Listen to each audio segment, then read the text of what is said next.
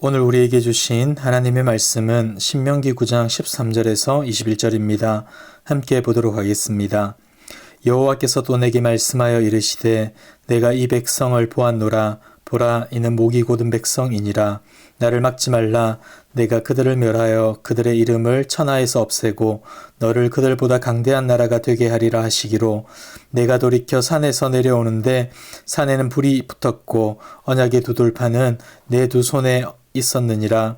내가 본즉 너희가 너희의 하나님 여호와께 범죄하여 자기를 위하여 송아지를 부어 만들어서 여호와께서 명령하신 돌을 빨리 떠나기로 내가 그 두 돌판을 내 두 손으로 들어 던져 너희의 목전에서 깨뜨렸노라. 그리고 내가 전과 같이 40주 40야를 여호와 앞에 엎드려서 떡도 먹지 아니하고 물도 마시지 아니하였으니 이는 너희가 여호와의 목전에 악을 행하여 그를 경노하게 하여 크게 죄를 지었음이라. 여호와께서 심히 분노하사 너희를 멸하려 하셨으므로 내가 두려워하였노라.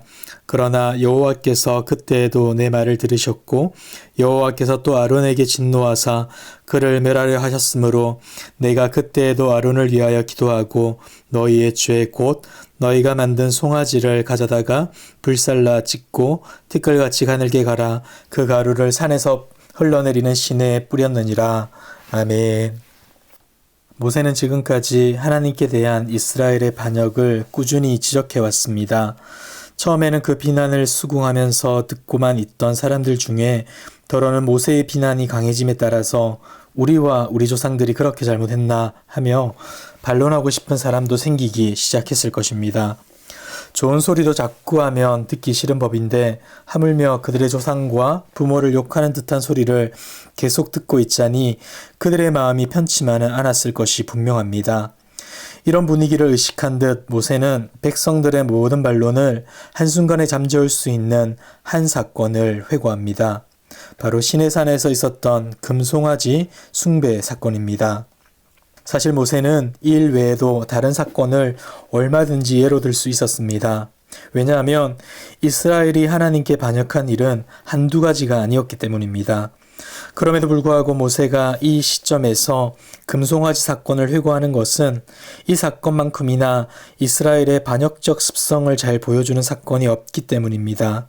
이 사건은 이스라엘이 하나님을 경외하는 마음을 조금이라도 갖고 있었다면 결코 일어날 수 없는 사건입니다. 왜냐하면 이들이 산 밑에서 금송아지를 만들 때 모세는 산 정상에서 이들에게 전할 율법을 받고 있었기 때문입니다. 그것도 하나님과 언약을 맺고 직접 십계명을 들은 이스라엘 백성들이 하나님의 말씀을 더 들으면 죽을 것 같아 모세에게 중재를 부탁하고 이 때문에 모세가 이스라엘을 대표해서 산 정상에 가게 되었다는 점을 감안하자면 도저히 있을 수 없는 일인 것입니다. 그렇다면 이러한 이스라엘에 대한 하나님의 마음은 어떠했을까요? 13절과 14절입니다. 여호와께서 또 내게 말씀하여 이르시되 내가 이 백성을 보았노라. 보라, 이는 목이 곧은 백성이니라. 나를 막지 말라. 내가 그들을 멸하여 그들의 이름을 천하에서 없애고 너를 그들보다 강대한 나라가 되게 하리라 하시기로. 하나님께서는 이스라엘을 향하여서 목이 곧은 백성이라고 규정합니다. 이는 이스라엘의 끝을 알 수 없는 불순종과 교만을 지적하는 표현입니다. 하나님은 이같이 교만한 이스라엘 백성을 향하여서 나를 막지 말라 하시는데 이 말은 그들을 멸망시킬 결심에 대한 결연한 의지를 나타내는 표현입니다. 여기에서 우리는 하나님의 맹렬한 분노가 일고 있음을 보게 됩니다. 그런데 분노의 수위가 점점 더해져 가는 것을 보게 됩니다. 14절 하반절을 보시죠. 내가 그들을 멸하여 그들의 이름을 천하에서 없애고 너를 그들보다 강대한 나라가 되게 하리라. 하나님은 그들을 멸하겠다 선언합니다. 그러면서 그들의 이름을 천하에서 없애겠다 하십니다. 이 같은 표현은 고대 중동의 전형적인 저주의 문구로서 대적을 전멸시키는 행위를 의미합니다. 사람들은 죽은 후에도 자신의 이름이 사람들의 기억 속에 보존되기를 원하는데 그 이름을 완전히 제거한다는 것은 어떤 명예도 그에게 돌리지 않는 저주의 징벌을 내리겠다는 뜻입니다. 이어서 모세를 향해 내가 너를 큰 나라로 만들 것이다 하십니다. 사실 이 약속은 하나님이 아브라함에게 하신 약속의 구절입니다. 그런데 지금 하나님은 그 언약을 파기하고 모세로 약속의 계승자로 삼겠다고 제안하며 선언하는 것이죠. 하나님의 심정은 충분히 이해가 됩니다. 이스라엘에게는 어떠한 변명의 여지가 없습니다. 그렇다면 이러한 하나님의 반응에 모세는 어떻게 합니까? 15절을 보겠습니다. 내가 돌이켜 산에서 내려오는데 산에는 불이 붙었고 언약의 두 돌판은 내 두 손에 있었느니라. 모세는 소스라치게 놀라며 하나님의 명령을 따라 황급히 산을 내려갑니다.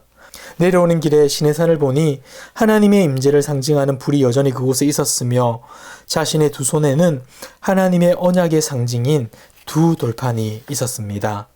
그런데 산 밑에서는 하나님의 말씀처럼 충격적인 장면이 이어지고 있었습니다. 불과 40일 전에 하나님과 언약을 맺어 이스라엘은 하나님의 백성이 되고 하나님은 이스라엘의 하나님이 되셨음을 천명해 주었음에도 불구하고 그들은 금송아지 우상을 섬기며 즐거워하며 뛰놀고 있었던 것입니다. 이를 지켜본 모세는 자신의 두 손에 있는 돌판을 백성들 앞에서 던져 깨뜨립니다. 이스라엘의 범죄로 말미암아 언약이 이미 깨졌음을 모세는 알았기 때문입니다. 그런데 모세의 행동은 여기서 끝이 아닙니다. 18절을 보겠습니다. 그리고 내가 전과 같이 40주 40야를 여호와 앞에 엎드려서 떡도 먹지 아니하고 물도 마시지 아니하였으니 이는 너희가 여호와의 목전에 악을 행하여 그를 경노하게 하여 크게 죄를 지었음이라. 모세는 곧바로 여호와 하나님 앞에 엎드립니다. 언약의 두 돌판을 받기 위해 40일을 금식했던 모세는 깨어진 언약을 회복하기 위하여서 다시금 40일을 금식하며 필사적으로 매달립니다. 왜 그랬을 것 같습니까?